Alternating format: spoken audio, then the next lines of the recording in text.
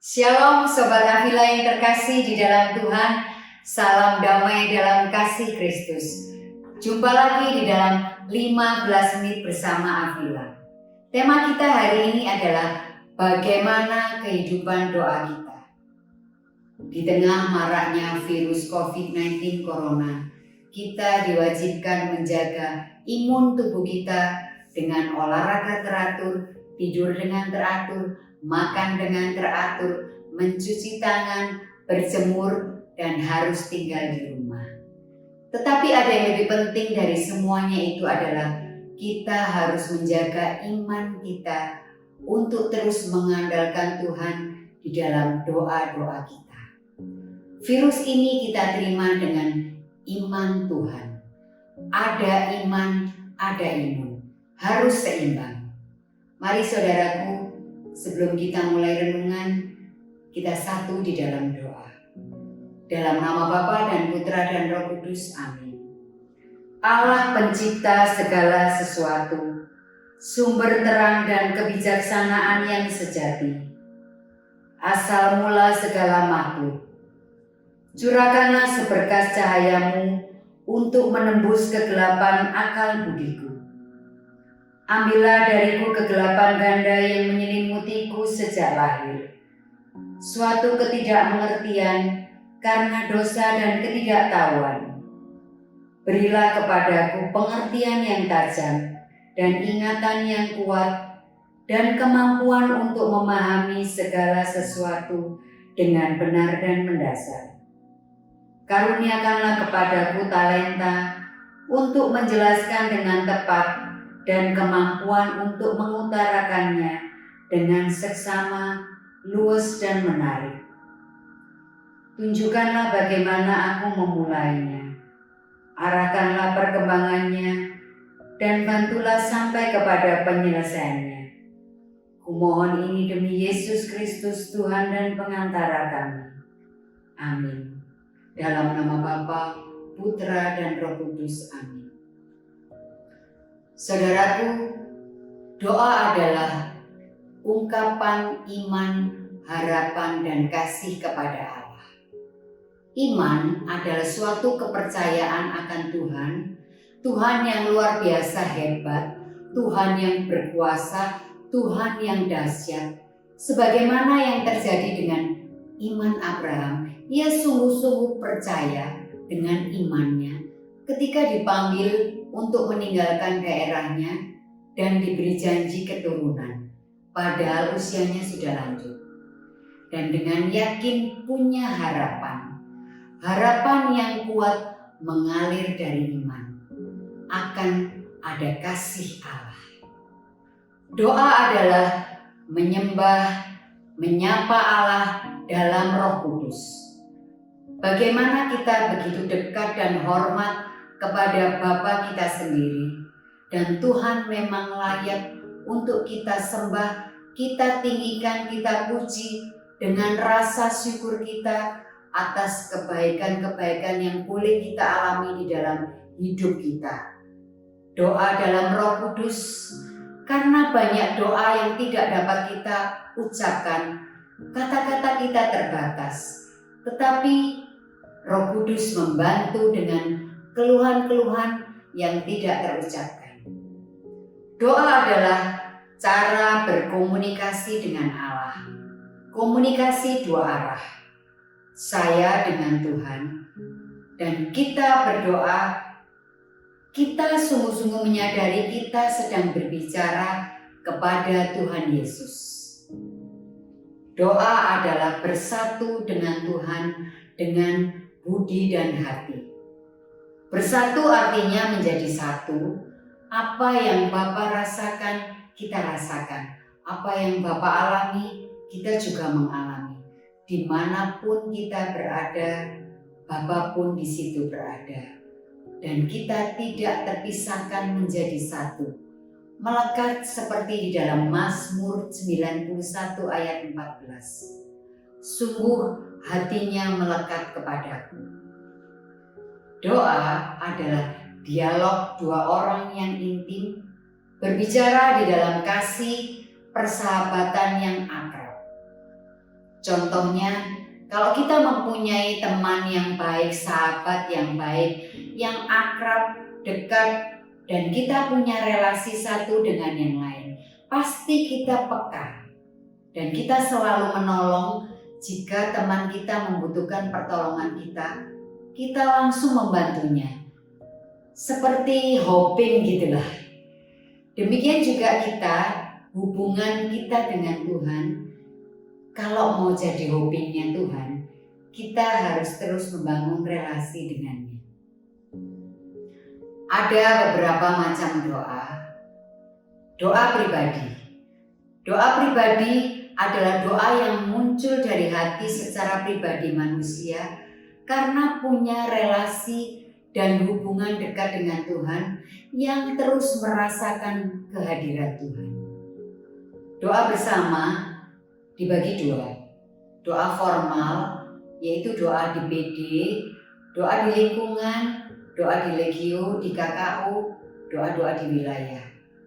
Doa non formal, resmi, liturgi gereja. Doa batin adalah kontemplasi atau meditasi. Tapi kali ini kita hanya akan membahas doa pribadi saja. Mengapa kita harus berdoa? Karena dengan doa kita kuat. Tanpa doa kita lemah. Seperti Injil Markus 14:38 berbunyi demikian. Berjaga-jagalah dan berdoalah, supaya kamu jangan jatuh ke dalam pencobaan. Roh memang penurut, tetapi daging lemah. Daging kita ini lemah, mudah sekali terpengaruh oleh arus hidup dunia yang bertentangan dengan kerajaan Allah. Daging kita ini cenderung sakarpe dewe. Tetapi Tuhanlah yang terus menguatkan kita. Kita belajar menyerahkan roh kita kepada roh Allah yang akan terus menuntun, membimbing hidup kita. Allah yang berdaulat atas hidup kita. Sehingga kita bisa terus melakukan kehendak Bapa, bukan kehendakku sendiri. Dan ingat, dengan doa kita lebih dekat kepada Bapa. Terlebih di saat situasi yang tidak menentu seperti saat ini, virus corona di mana-mana. Ini kesempatan kita membangun relasi kepada Bapa. Kita tidak lagi ketakutan, khawatir, paranoid. Kita mendengar berita ada kematian, kita langsung ketakutan. Tetapi ini saatnya kita mengandalkan Tuhan di dalam setiap doa-doa kita. Tuhan sendiri yang selalu punya pribadi pendoa. Karena Yesus pun perlu berdoa. Kita baca kebenaran firman-Nya di dalam Lukas 6 ayat 12 yang berbunyi demikian. Pada waktu itu pergilah Yesus ke bukit untuk berdoa dan semalam-malaman Ia berdoa kepada Allah. Yesus berdoa semalam-malaman. Kita aja berdoa 1 jam sudah luar biasa. Di dalam Injil Matius 26 ayat 36 berbunyi demikian. Maka sampailah Yesus bersama-sama murid-muridnya ke suatu tempat yang bernama Getsemani.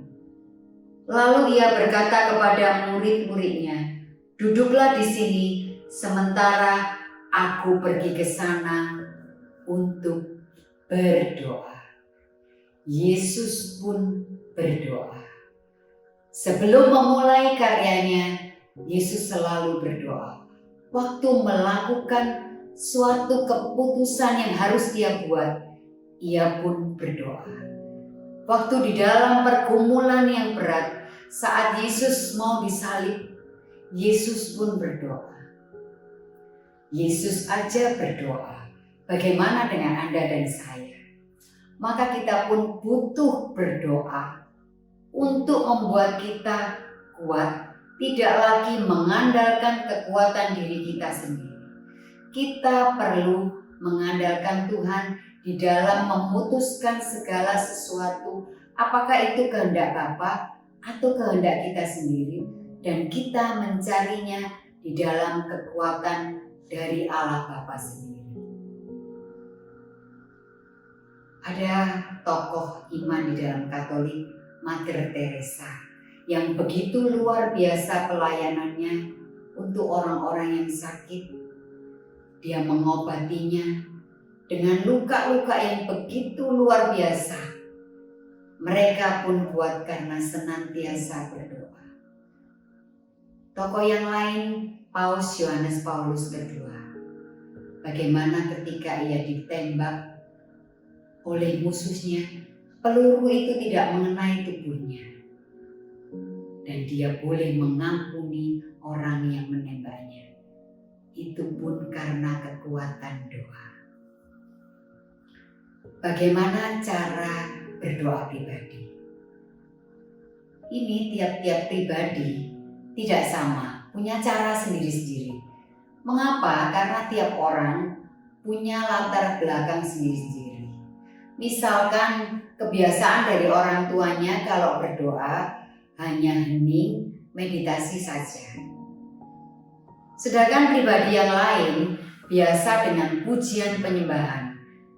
Jadi tergantung dengan masing-masing orang bagaimana mengungkapkan doa pribadinya secara nyaman. Tetapi akan saya beri rumusan yang umum mengenai doa pribadi. Bagaimana cara doa pribadi? Doa pribadi harus seperti di dalam 1 Tesalonika 5:17. Tetaplah berdoa. Waktunya kapan? Pagi hari. Mengapa pagi? Kita baca kebenaran firman-Nya di dalam Markus 1:35. Pagi-pagi benar, waktu hari masih gelap, ia bangun dan pergi keluar. Ia pergi ke tempat yang sunyi dan berdoa di sana. Mengapa waktunya pagi hari? Karena pagi hari kita menyapa Tuhan sebelum kita melakukan aktivitas kita. Kita menyapa Tuhan di pagi hari. Waktunya, lamanya tidak usah panjang-panjang, tidak usah bertele-tele. Tetapi yang penting adalah kualitasnya. Kemudian tempatnya. Ada di ruang khusus, di satu kamar, ruang doa. Sebaiknya di dalam setiap rumah dibuat ruang doa. Berdoa memohon bimbingan Roh Kudus.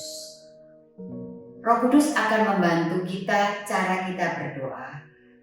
Kita mengundang ke Roh Kudus boleh dengan puji-pujian. Misalkan, datang Roh Kudus kau ku rindu.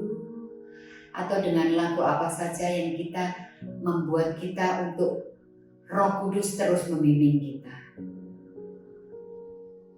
Lalu bagaimana cara berdoa pribadi? Kita harus mempunyai hati yang mencintai Tuhan. Menyiapkan hati yang sungguh-sungguh rindu. Bukan menjadi kewajiban. Tetapi dari hati yang sungguh-sungguh mencintai Tuhan. Karena Tuhan lebih dulu mencintai saya. Hati yang berkorban. Yang terus-menerus mencintainya. Seperti rusa yang merindukan air. Demikianlah jiwaku rindu akan Engkau ya Tuhan. Kalau kita sungguh-sungguh memiliki kerinduan kepada Tuhan, kita tahu Tuhan begitu berarti di dalam kehidupan kita. Dan Tuhan punya segalanya di dalam hidup kita. Pasti kita menjadi orang pendoa yang mempunyai sifat yang sabar, selalu tenang, tidak mudah jatuh di dalam keputusasaan atau kehilangan harapan. Karena kita punya relasi Tuhan yang sangat baik. Tetapi kalau kita selalu khawatir, takut, mudah menyerah, putus asa, tidak berpengharapan, pasti karena relasi kita dengan Tuhan tidak bagus. Coba kita introspeksi diri kita sendiri, apakah kita punya relasi doa pribadi dengan Tuhan yang baik? Saya akan tutup dengan sharing. Saya pernah mengalami kehidupan doa yang sangat luar biasa dekat dengan Tuhan, tinggi dan sangat memuncak. Tapi tiba-tiba pada satu masa yang lama, kesetiaan doa saya hilang, semangat doa saya menurun. Selama berbulan-bulan saya malas berdoa.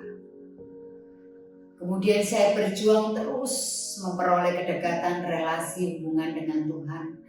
Saya ingin membina kembali, saya kehilangan rahmat-Nya. Dan saya terus merasa jauh, merasa kering atas menurunnya kehidupan doa saya ini. Sampai pada satu pagi, saya terbangun, saya berteriak, Tuhan, di mana Engkau? Tuhan, aku perlu Engkau. Aku benar-benar membutuhkan Engkau. Butuh waktu yang bermakna bersamamu. Aku kembali ingin bersamamu Tuhan. Tarik aku Tuhan, tolong Tuhan. Dan saya mulai masuk ke dalam ruang doa. Dan hari dari hadirat-Nya mulai saya rasakan. Sedikit demi sedikit saya mulai membangun kembali. Saya masuk di dalam doa pribadi. Saya berdoa, Tuhan seperti rusa yang merindukan air. Demikian juga rindu, jiwaku rindu akan Engkau. Dan saya mulai baca firman. Seperti Lectio Divina, Tuhan ingin berbicara apa dengan saya. Saya ambil ayat yang menyentuh dan saya mulai merenungkan. Dan saya juga rutin Ekaristi, saya menerima undangan Tuhan, lalu saya melanjutkannya dengan adorasi. Saya duduk diam merasakan hadirat Allah, sambil saya terus menangis. Saya merasakan Tuhan begitu dekat kembali dengan saya. Saya juga melakukan sakramen tobat sekurang-kurangnya 1 bulan sekali. Karena ketika saya berdosa, saya menjauh dari Tuhan.